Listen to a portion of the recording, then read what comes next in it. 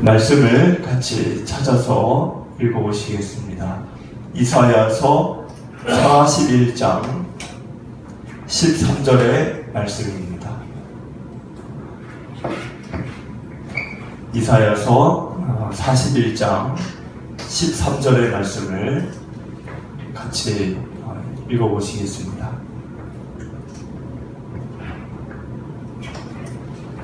함께 읽겠습니다. 이는 나 여호와 너의 하나님이 내 오른손을 붙들고 내게 이르기를 두려워하지 말라. 내가 너를 도우리라 할 것이니라. 아멘. 많은 사람들이 하나님께 원하고 바라고 간구하는 많은 것들이 있지만 각자가 다 다르겠죠. 그런데 그 서로 각자가 다른 하나님께 원하고 바라고 간구하는 그것을 하나의 단어로 표현을 만약에 한다 그러면 그것은 축복일 것입니다. 많은 사람들이 복받기를 원하는 것이죠. 그것은 신앙인이 됐든 신앙인이 아니든 관계없이 복받는 거를 싫어할 사람은 없죠.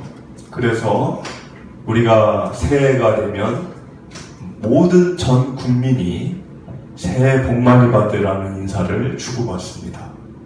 그것은 누구나 어느 누구나 축복받기를 원하기 때문입니다. 그런데 우리 믿는 우리들은 거기에서 하나 더 질문을 던져야 됩니다. 그것은 어떤 질문이냐면 축복을 받기를 원하기는 하는데 그것은 누구나 예외 없는 것이니까 그거는 다 그런 건데 축복을 내가 원하는 내가 바라는 그 축복을 나는 감당할 만한 그것을 선하게 유지하고 관리하고 사용할 만한 바탕과 그릇과 준비가 되어져 있는가? 이 질문을 던져야 합니다. 근데 많은 사람들은 그 질문은 하지 않아요. 그 질문은 관심이 없고 그냥 내가 원하는 거 됐으면 좋겠다. 내가 준비하는 게 잘 됐으면 좋겠다. 내가 지금 하는 일이 잘 풀리면 좋겠다. 문제가 해결되면 좋겠다. 그것만 생각하지 그 다음은 생각하지 않습니다. 근데 하나님의 관심은 어디에 있을까요? 우리가 복을 받는 것보다 그건 우리의 관심이고 하나님의 관심은 그 복을 내가 얻게 됐을 때 어떻게 내가 그 복을 다룰 수 있는 사람인가를 하나님은 더 본다는 겁니다.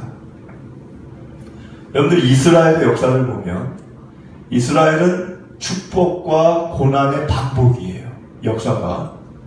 그러니까 광야를 걷기도 하고 그러다가 가나안에 정착하기도 하고 나라를 빼앗기기도 하고 다시 나라를 세우기도 하고 이런 축복과 고난의 연속과 반복입니다. 왜 하나님이 그런 방법을 사용하셨을까요? 이유는 하나예요. 복을 받을 만한 준비가 너희들은 되어져 있는가라는 것을 가르치고 양육하고 그 그릇을 크게 만들기 위해서 복을 줬다가도 빼앗고 고난을 주고 그랬다는 것입니다. 여러분들 다윗의 위대한 점이 어디에 있을까요? 다윗은 왕이 된 거는 복이잖아요. 지금의 대통령 된 것보다 그 당시 왕 되는 게 어마한 권력을 쥐는 겁니다. 그런데 그 왕이 됐다는 거는 그냥 왕도 아니고 전무후무한 이스라엘에서 최고의 왕이 됐다는 거는 복 중에 복입니다. 근데 다윗의 위대한 점은 왕이 됐다는 거 있지 않아요. 다윗이 위대한 거는 왕이 된 것에 있는 게 아니라 그가 왕이 되기 이전에 죽음의 자리에서 외로움의 자리에서 배신을 아들에게까지 당하는 그 자리에서 치를 떨고 몸소리 치도록 잠을 잘 수 없는 그 상황 속에서 그런 고통 자리에서도 그거를 인생을 저주하거나 포기하지 않고 그 고통을 내면화시켜서 하나님을 바라보고 신앙 고백을 그 자리에서 했다는 것이 그의 위대한 점입니다. 왕이 된 것이 위대한 게 아니에요. 하나님이 너 왕 됐으니까 위대하다. 하나님이 왕 된 거를 위대하게 보는 게 아니에요. 왕이 되고 왕이 아니라 길거리에 거지가 되고 하는 주권은 하나님께 있습니다. 하나님은 내일 왕을 만들어줄 수도 있고 왕이 됐던 사람을 내일 데려가실 수도 있어요. 주권은 하나님께 있는 거예요. 하나님이 왕을 대단하게 보는 게 아니에요. 하나님이 사람을 대단하게 보는 것은, 하나님이 사람을 위대하게 평가하는 것은 성공이 아니고 복이 아니고 그 복과 무관하게 너는 그 복을 맞이할 만한 자세와 태도와 준비가 되어져 있는가, 그거를 더 높이 본다는 것입니다.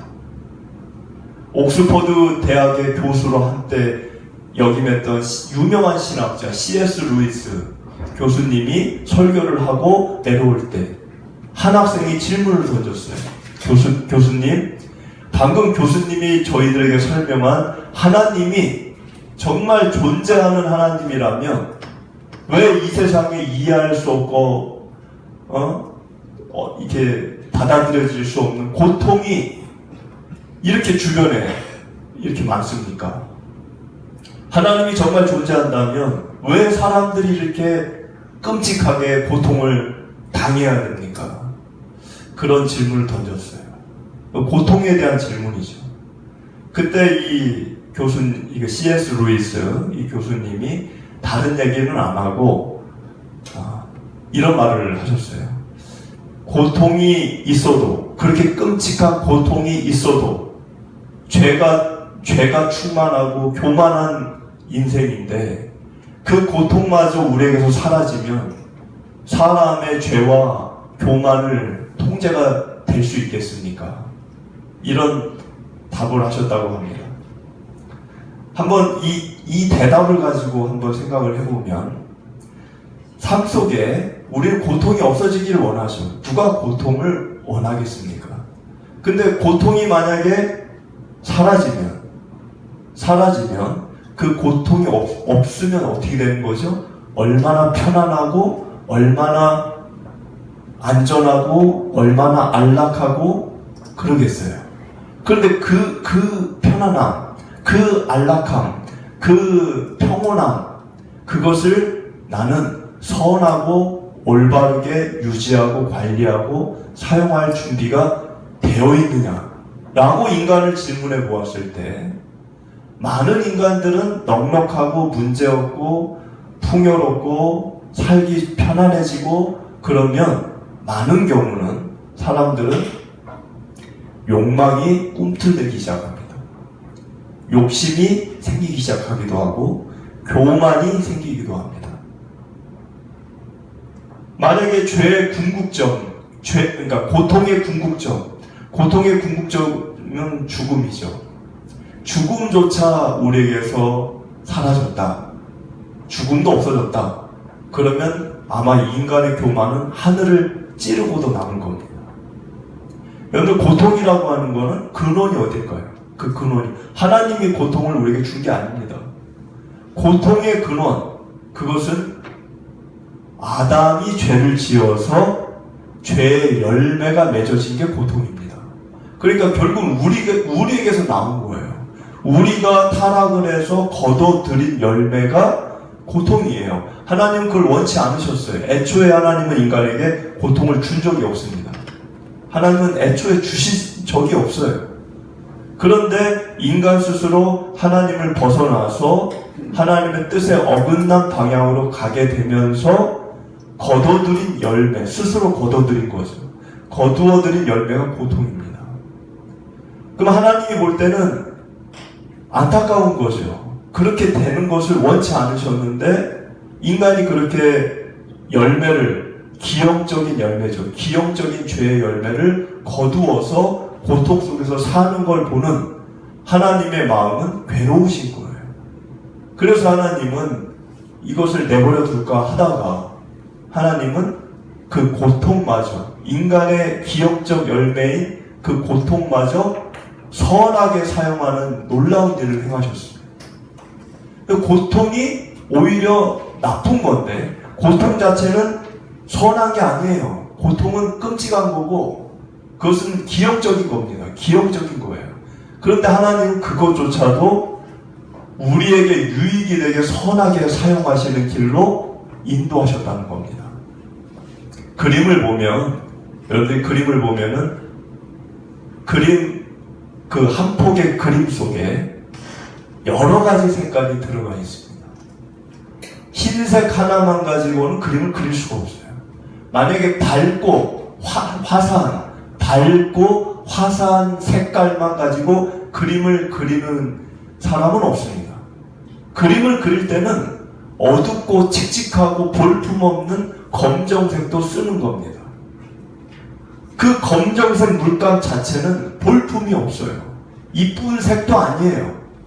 그런데 그 검정색 물감을 가지고 화가가 본인의 의도한 방향대로 그림을 찍어서 그려 나갈 때 결국에는 그 완성된 그림을 보게 될 때는 보는 이마다 감탄을 자아내는 그러한 명작의 그림이 만들어지는 겁니다. 제가 얘기하는 건 뭐냐면 하나님은 검정색 물감을 원하지 않았다는 거예요. 근데 우리가 그거를 만든 겁니다. 근데 하나님은 그 볼품없는 검정색 물감조차도 우리 인생의 드라마틱한 그 과정 속에서 그거를 가지고 한 폭의 위대한 하나님의 서사를 만들어 가신다는 거예요. 그래서 오늘의 고통은 비록 쳐다보기 싫은 일이지만 그 고통을 하나님의 관점에서 내가 보기 시작하고 다루게 되고 하면 나중에 시간이 지나고 나서는 여러분들의 인생을 보게 될 때 많은 사람들이 하나님의 영광을 보게 되는 것입니다. 성서의 인물들이 그 길을 가신 거예요. 여러분들 고통을 이기는 방법은 뭘까요? 고통을 이길 자신이 없습니다. 고통을 이기는 것은 정신력으로 이기는 게 아니에요. 군대를 가면 정신무장을 많이 시키는데 그 정신력 가지고 세상에 나와서 군대 제대한 분들이 그 고통을 정신력으로 맞서 싸워서 다 이기십니까? 지금 언론에 나오는 군인들 청문회만 봐도 감당이 안 되죠. 정신력 갖고 정신력으로 고난과 어려움을 해결하는 게 아닙니다. 우리 믿는 이들은 정신력이 아니라 하나님의 약속으로 고통과 고난을 다루어야 되는 거예요. 그래서 오늘 우리가 이 11절 말씀을 보면 11절에서 13절이 고난을 겪고 있는 이스라엘에 대한 하나님의 약속이에요. 우리 11절부터 13절을 한번 보시겠습니다. 제가 11절 읽어보겠습니다. 보라, 내게 노하던 자들이 수치와 욕을 당할 것이요 너와 다투는 자들이 아무것도 아닌 것 같이 될 것이며 멸망할 것이라. 이렇게 된다는 거죠. 지금 된 건 아니에요. 12절, 내가 찾아도 너와 싸우던 자들을 만나지 못할 것이요 너를 치는 자들은, 때리는 자들은 아무것도 아닌 것 같고 허무한 것 같이 되리니. 13절, 이는 나 여호와 너의 하나님이 내 오른손을 붙들고 내게 이르기를 두려워하지 말라, 내가 너를 도우리라 할 것이니라. 여러분들 70년간의 포로 생활을 이스라엘이 겪은 것은 우린 다 알고 있어요.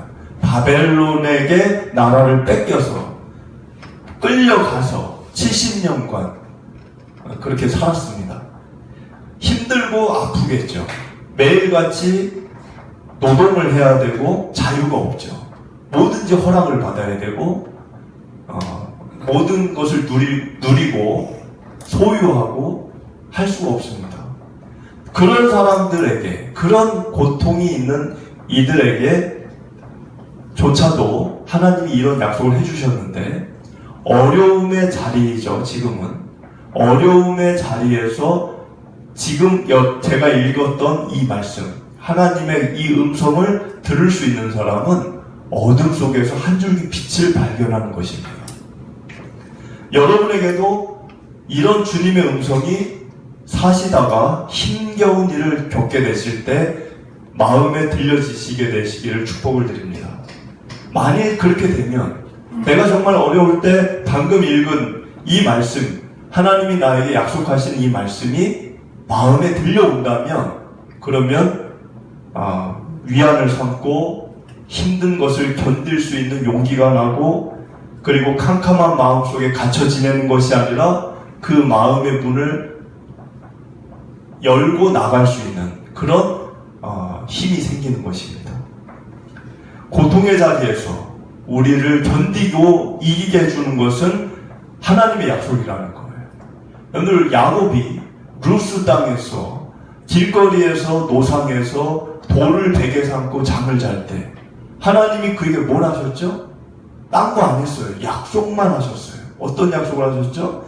그 처량한 길거리에서 노숙을 하는, 돌을 베개 삼고 땅바닥에서 잠을 자고 있는 그 야곱에게 하나님이, 야곱아, 너가 어디를 가든지, 이제 잠을 자고 일어나서 어딜 가겠죠? 너가 어디를 가든지, 너가 무엇을 하든지 내가 너와 함께 할 것이다. 이거 약속하셨어요. 야곱이 그 약속을 듣고 힘을 내고 사는 것입니다. 고통 속에서 내일이라는 소망이 없을 때 우리의 마음에 위안을 줄 수 있는 것은 사람의 말이 아닙니다. 사람은 오늘은 이 말을 했다가 내일은 다른 말을 하는 거예요. 하나님은 변함이 없는 분이십니다. 세상 사람들은 세월이 약이라고 버텨요. 세월이 지나면 괜찮아질 거야. 참자, 인내하자. 세월이 약인 거예요, 그들에게. 그러나 우리들은 세월을 믿는 게 아니라 하나님의 약속을 믿는 것입니다. 세상 사람들이 믿음이 없어도 세월을 믿고 버틸 수 있는 세상이라면 하나님의 약속을 믿는 우리들은 얼마나 더 잘 버틸 수 있겠습니까? 오늘 제가 아까 읽었던 세 구절 중에 제 마음에 다가온 구절은 13절이에요. 근데 13절을 보면, 이는 나 여호와 너의 하나님이 내 오른손을 붙들고 내게 이르기를 두려워하지 말라. 내가 너를 도우리라 할 것이니라. 자, 여러분들 이 13절을 잘 보시면 뭐라고 묘사가 되어 있죠? 하나님이 너의 오른손을 붙든다, 이렇게 되어 있습니다. 자, 이게 굉장히 중요한 거예요. 왜냐하면 우리는 살면서 대부분의 교회 다니는 분들도 이런 실수를 이렇게 할 때가 있는데, 그게 뭐냐면 내가 뭘 붙잡으려고만 한다는 거예요. 내가 뭘 붙잡으려고 하는 거죠. 대부분 뭘 붙잡으려고 하죠? 돈과 성공이죠. 그거를 붙잡으려고만 하는 거예요. 그런데 내가 붙잡는 것을 지금 얘기하는 게 아니라 13절은 하나님이 나를 붙잡는다는 걸 얘기하고 있습니다. 그러니까 뭔가를 붙잡는 주체가 내가 되면은 위험한 거예요. 내가 되면 무엇인가가 나를 붙잡는 그런 방식으로 가야 된다는 것을 지금 얘기하는 겁니다. 붙잡는 주체가 오로지 내가 되어서 이것도 저것도 내가 다 쥐고 붙잡는 그것은 위험한 일이 될 수 있다는 것입니다. 왜 그러냐면 우리 인간은 돈이나 명예나 지위나 성공이나 이런 것들을 붙잡았을 때 그걸 감당할 만한 능력이 없습니다. 대부분 어마어마한 것을 쥐게 되면은 흔들려요. 우리 인간이란 본질 존재 자체는 그런 것을 붙잡았을 때 정말 선하고 바르고 올바르게 그것을 유지하고 관리하고 사용하고 감당할 만한 능력이 우리 안에 없어요. 이미 그것은 아담의 타락 이후로 모든 인간이 상실해버린 상태입니다. 그렇기 때문에 그것을 쥐지 말라는 게 아니라 그것을 붙잡으려면 전제 조건이 있어요. 그것이 뭐냐면 하나님이 나를 붙잡은 상태에서 내가 그걸 붙잡아야 합니다. 근데 하나님이 나를 붙잡지 않았는데 하나님이 나를 붙잡은 그런 지금 상황이 아닌데 내가 혼자서 그런 것들을 잡게 되면 그것은 오히려 축복이 아니라 망하는 쪽으로 가는 겁니다. 이스라엘이 나라가 그래서 망한 거예요. 여러분들 과욕이라고 그러죠. 과욕이라는 게 뭐죠? 내가 감당할 수 없는 것을 얻으려고 하는 거예요. 가지려고 하는 거예요. 지나친 그런 욕심이죠. 나는 그것을 감당할 수 없는데 일단은 갖기를 원하는 거예요. 그래서 입에 넣어버리죠. 그럼 입에 넣으면 소화가 안 돼요. 소화가 안 되니까 그때부터는 입에는 넣었는데 배는 어떻게 됩니까? 아픈 거예요.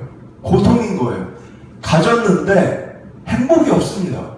즐거움이 없고 오히려 더 인생이 꼬이고 머리 아프고 복잡하고 불행하고 그런 거예요. 왜? 내 그릇이 안 되는 거예요.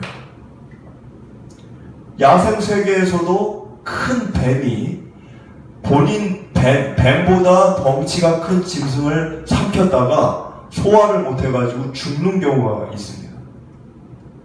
마치 그거와 같은 어리석은 일들을 우리가 행하려고 할 때가 있다는 겁니다. 우리의 욕심으로 얻은 그것을 나는 감당할 만한 그런 수준과 자격이 나는 지금 되어져 있는가? 그 질문을 던져야 되는 것입니다. 그리고 나는 그 얻은 것으로 무엇을 하려고 하는가? 그래, 내가 그걸 갖기를 원해. 그럼 난 뭘 하려고 하는가? 그걸로. 그 질문이 없이 얻게 되면 방황하는 거예요. 나라는 존재는 완전하지 않습니다.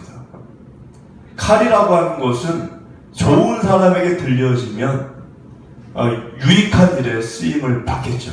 그러나 살인자에게 칼이 들려지면 사람을 죽이는 겁니다. 현재 나라는 존재는 어떠한가에 대한 고민이 없어요. 지금 나는 어느 자리에 서 있고 나는 지금 어떤 상황이고 하나님 앞에 어떠한 모습이고 이것을 되돌아보거나 성찰하는 마음이 없이 눈앞에 있는 것을 쥐려고만 합니다. 하나님은 위험하니까 주지 않아요. 근데 왜 안 주시냐라고 우리는 또 아우성을 칠 때가 많습니다. 정말 열심을 내면 줄 수도 있죠. 줄 수도 있습니다. 그러나 그 다음이 더 큰 문제가 있다는 것입니다. 이 14절부터 이 이야기는 축복과 회복에 대한 약속입니다. 다 약속이에요. 오늘 말씀은 하나님의 약속이에요. 하나님이 아직 이런 일을 행하신 것은 아니에요. 앞으로 이렇게 하시겠다는 거죠. 14절을 한번 제가 읽어보겠습니다. 좀 긴데 한번 같이 이렇게 눈으로 읽어보시기 바랍니다. 버러지 같은 너 야곱아, 너희 이스라엘 사람들아, 두려워하지 말라. 나 여호와가 말하노니 내가 너를 도울 것이라. 내 구속자는 이스라엘의 거룩한 이인이라. 보라, 내가 너를 이가 날카로운 새 타작기로 삼으리니 내가 산들을 쳐서 부스러기를 만들 것이며 작은 산들을 겨같이 만들 것이라.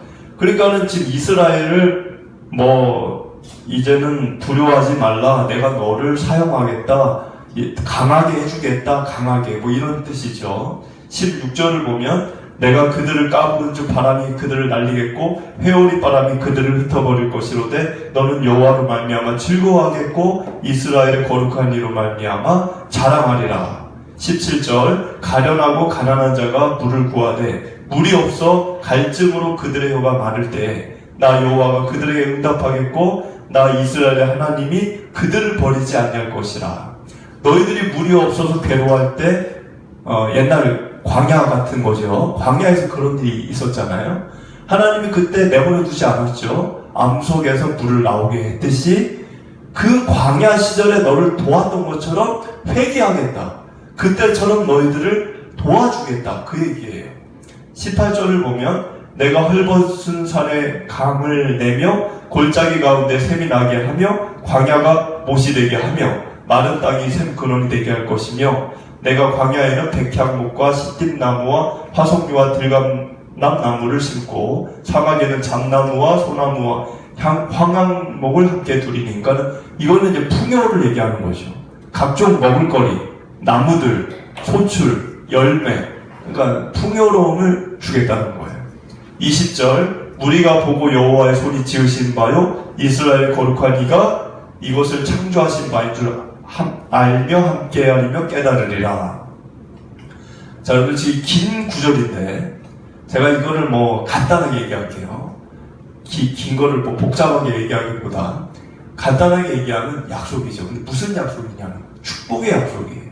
모두 축복의 약속입니다. 성경을 보면 하나님이 뭔가를 앞으로 너에게 이런 일이 있을 것이야 라고 약속을 하실 때 심판의 약속이 있고 축복의 약속이 있습니다. 이거를 흔히 뭐라고 이해할 수 있을까요? 이거를 예언이라고 이해할 수 있어요. 예언. 자, 여기 축복의 예언이 있을 수 있고 심판의 예언이 있을 수 있습니다. 자, 제가 지금 오늘 이 자리에서 얘기하려고 하는 거는 예언에 대해서 여러분들이 한번 생각을 해보시라는 거예요. 예언. 여러분들이 흔히 예언 그러면 뭐가 생각나십니까? 예언. 은사? 점쟁이처럼 너 내년에 뭔 일 일어난다? 그런 거 생각나시죠? 그럼 성경이 얘기하는 예언이 그런 거냐는 거예요. 제가 지금 말씀드리는 거는. 이 부분을 좀 여러분들이 성경적으로 좀 생각을 해 주시면 좋겠습니다. 예언을 하려면 전제가 뭘까요? 예언을 하려면 앞날이 정해져 있어야 돼요. 그렇죠?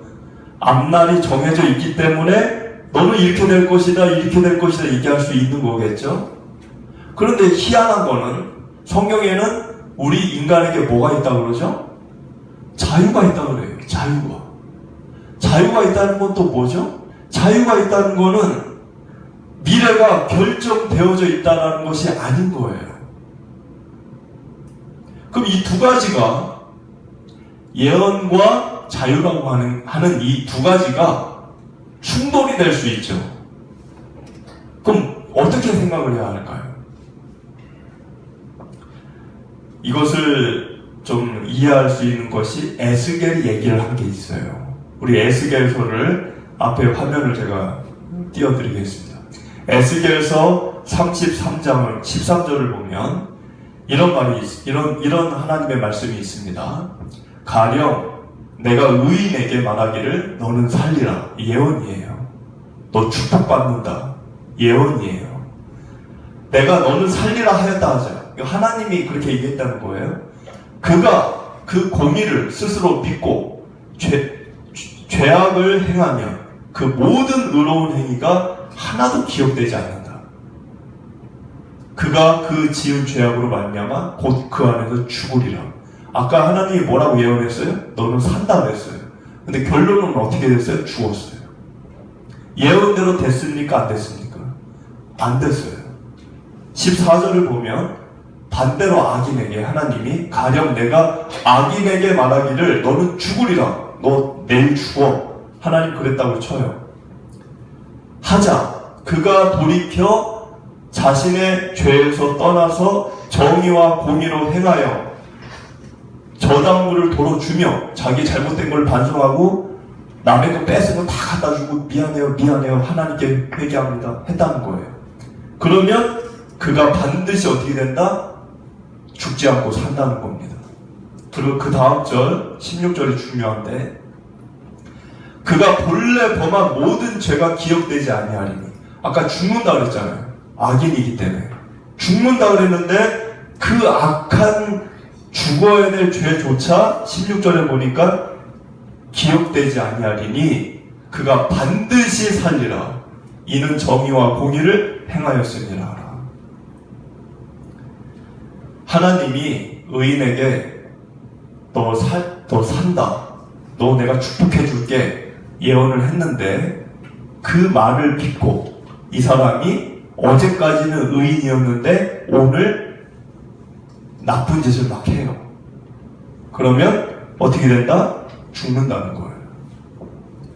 그런데 악인에게는 너는 나쁜 짓을 많이 했으니까 넌 죽을 거야. 넌 저주받을 거야. 그랬는데 이 사람이 그 말을 듣고 회개하고 자기가 피해를 준 사람들을 다 찾아가서 용서를 구하고 그러면 어떻게 된다고요? 그 죄가 하나도 기억이 안 되고 반드시 산다고 그랬어요. 반드시. 그냥 사는 것도 아니고. 요나가 니느웨에 40일 동안 가가지고 얘기한 게 뭡니까? 니느웨 성이 40일 뒤에 다 망하고 죽는다고 그랬어요. 40일 뒤에 죽었습니까? 아무도 안 죽었어요. 왜 그랬을까요? 왕부터 모든 백성이 베옷을 입고 하나님께 통곡을 하고 회개했습니다. 여러분들, 예언이라는 게 이런 거예요. 하나님이 오늘 이렇게 얘기했다고 반드시 무조건 그렇게 된다. 그런 거 성경에 없습니다. 하나님이 예언을 전하는 목적이 뭘까요? 돌아오라는 거예요. 죽으라는 게 아니고. 그 말을 듣고 너 죽어 그게 아니고 너 살으라는 거예요. 그리고 지금 잘하고 있는 사람은 더 계속 그렇게 잘하라는 거예요. 그게 예언이지. 그러나 자연은 좀 다른 거예요. 왜? 자연은 자유가 없어요. 돌과 바다와 산에 자유가 있습니까? 없어요. 그러니까 요셉의 때 7년 중년, 7년 풍년은 예언한 대로 되는 거예요. 왜? 자연은 자유가 없어요. 선택할 수가 없어요.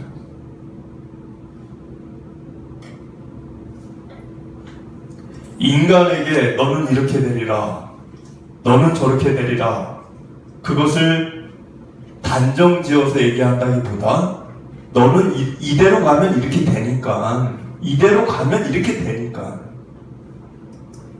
나의 마음의 곁으로 돌아오라는 것입니다. 지금 이스라엘 민족들이 들은 이야기들은 모두 축복의 약속이에요. 축복의 예언이에요.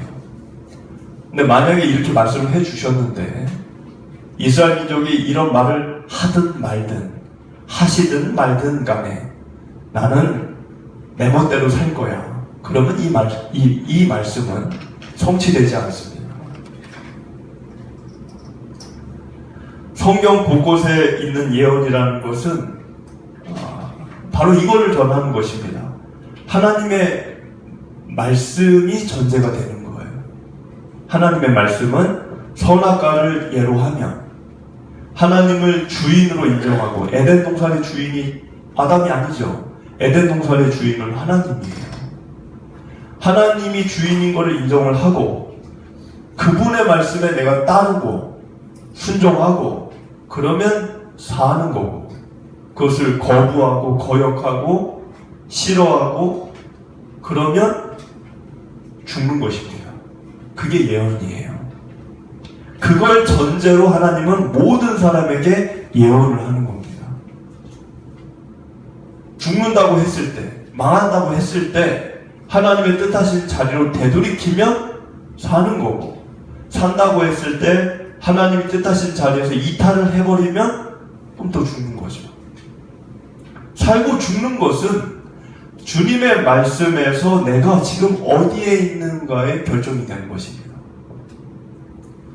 늘 주님의 뜻과 마음에 귀를 기울이면서 어떤 상황에서도 올바른 결정과 하나님의 뜻하신 말을 생각하며 그렇게 선택하고 말하고 행동하고 사시게 되시는 여러분들의 이 한 주가 되시기를 축복을 드립니다.